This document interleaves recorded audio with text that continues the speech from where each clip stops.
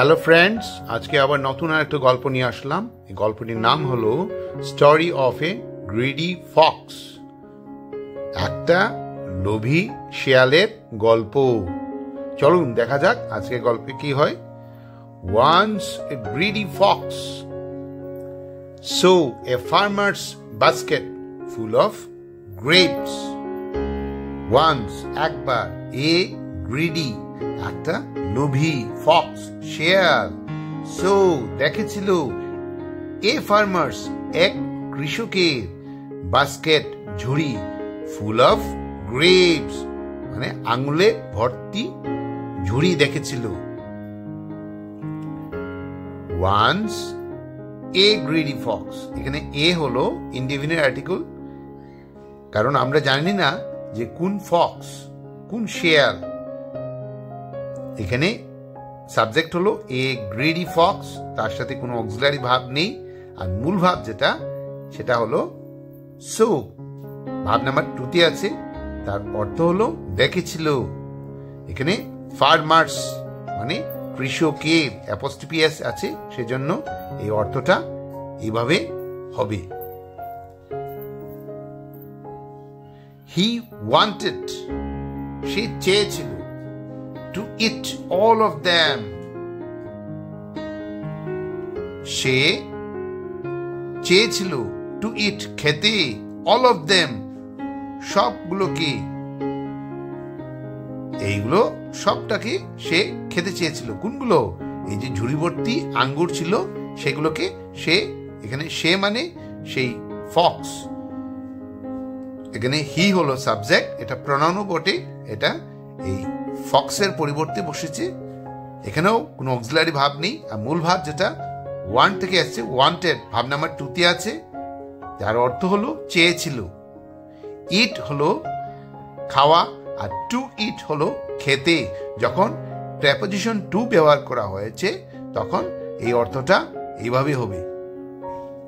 The fox squeezed through a small hole in the basket to get inside.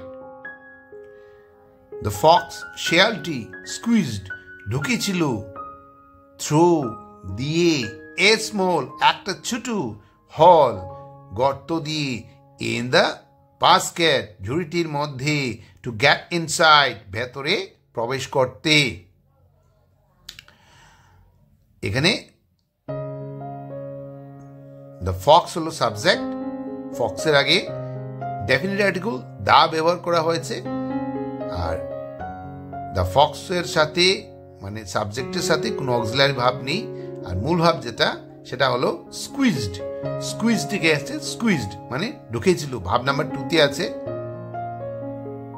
এখানে এ indefinite article ব্যবহার করা আছে, a small হল, আমরা কোন হল মানে কোন গর্ত সেটা জানি না, তাই এখানে ইনডিফিনিট আর্টিকেল এ ব্যবহার করা হয়েছে।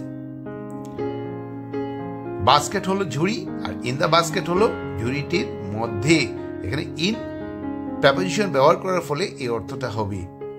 গেট ইনসাইড হলো ভেতরে প্রবেশ করা, আর to get inside to preposition যখন ব্যবহার করা হবে বা ব্যবহার করা হয়েছে তখন এই অর্থটা হবে ভেতরে প্রবেশ করতে।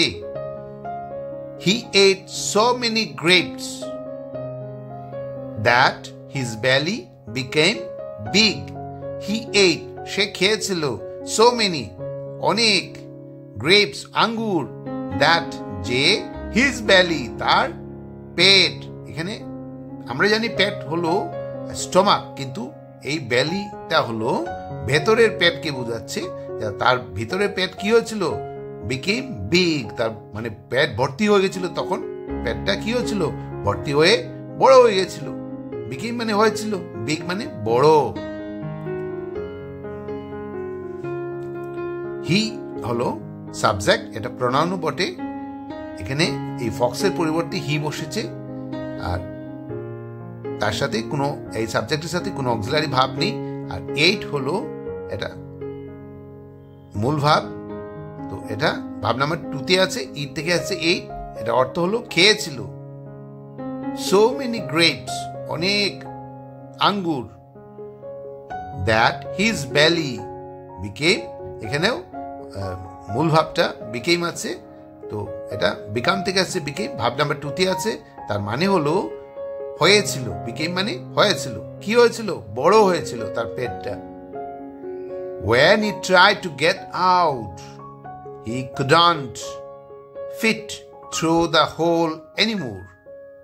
when, যখন, he tried to get out, সে চেষ্টা করেছিল বাহির হতে, he couldn't, সে পারে নাই বা সে ছিল না কি ফিট, উপযুক্ত, থ্রো দ্য হোল এনিমোর মানে এই গর্ত দিয়ে যাবার জন্য আর উপযুক্ত ছিল না। এখানে হি হলো সাবজেক্ট, এটা প্রোনাউনও বটে, তার সাথে কিন্তু কোনো অক্সিলারি ভাব নেই। কি আছে? মূল ভাব আছে। মূল ভাব হলো ট্রাইড, এটা ভাব নাম্বার 2 তে আছে, মানে পাস্ট ফর্ম। তো তার অর্থটা হলো চেষ্টা করেছিল। গেট আউট মানে বাহির হওয়া, আর টু প্রেপোজিশন ব্যবহার করে যখন বলা হয়েছে টু গেট আউট, তখন তার অর্থটা হবে বাহির হতে। এখানে হি হলো আবার সাবজেক্ট, তার সাথে কোনো অক্সিলারি ভাব নেই। হি হলো সাবজেক্ট, তার সাথে আছে এখানে couldn't, এটা হলো কন্ট্রাকশন, এটাকে ভেঙে বললে হবে could not, মানে পারে নাই বা ছিল না কি ফিট, উপযুক্ত ছিল না। কিসের জন্য? এই থ্রো দ্য হোল এনিমোর, এই গর্তের ভেতর দিয়ে যাওয়ার জন্য সে আর উপযুক্ত ছিল না। দ্য ফার্মার কট হিম, ফার্মারটা কি করেছিল? কট হিম, ধরেছিল তাকে, and chased him away, এবং কি করেছিল? তাড়িয়ে দিয়েছিল তাকে। দ্য ফার্মার হলো সাবজেক্ট, তার সাথে কোনো অক্সিলারি ভাব নেই, আর মূল ভাব যেটা কট, ভাব নাম্বার 2 তে আছে, এটা পাস্ট ফর্মে আছে, অর্থটা হলো ধরেছিল। দ্য ফার্মার কট হিম হলো তাকে, and chased him, এখানেও মূল ভাব আছে, চেজ থেকে আসছে, চেজড ভাব নাম্বার 2 তে আছে, মানে তাড়িয়ে দিয়েছিল। কাকে? তাকে, সেই ফক্সটাকে। The fox realised his greed had trapped him and decided never to be greedy again. The fox realized his greed had trapped him and decided never to be greedy again. The fox, শিয়ালটি, realized, বুঝেছিল, his greed, তার লোভ, had trapped, ফেলেছিল, ফাঁদে, trapped হলো ফাঁদে, ফাঁদে ফেলেছিল, him, তাকে, and decided, এবং ঠিক করেছিল, never to be, কখনো না হতে, greedy again, লোভী আবার। The fox হলো সাবজেক্ট, এখানে ডেফিনিট আর্টিকেল ব্যবহার করা আছে, নির্দিষ্ট করে বলা আছে, যেহেতু আমরা জানি কোন শিয়ালটি রিয়েলাইজড, তো এটার সাথে কিন্তু কোনো অক্সিলারি ভাব নেই, শুধু আছে মূল ভাব রিয়েলাইজড, এটা ভাব নাম্বার 2 তে আছে, পাস্ট ফর্ম, অর্থটা হলো বুঝেছিল। হিজ গ্রিড হ্যাড, আবার হিজ গ্রেড সাথে কি আছে? অক্সিলারি ভাব আছে, এটা পাস্ট পারফেক্ট টেন্সের অক্সিলারি ভাব। তারপরে আছে মূল ভাব, এটা ভাব নাম্বার 3 তে আছে, ট্র্যাপড, তার অর্থ হলো ফাঁদে ফেলেছিল।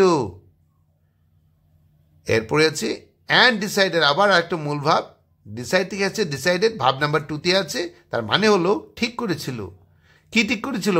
Never to be greedy again, আর কখনো লোভী না হতে সে ঠিক করেছিল। তো আজকের এই গল্পটা কেমন লাগলো? যদি ভালো লাগে তাহলে সাবস্ক্রাইব করবেন, লাইক বাটনে প্রেস করবেন এবং বেল আইকনে প্রেস করবেন। Thanks for watching, bye bye.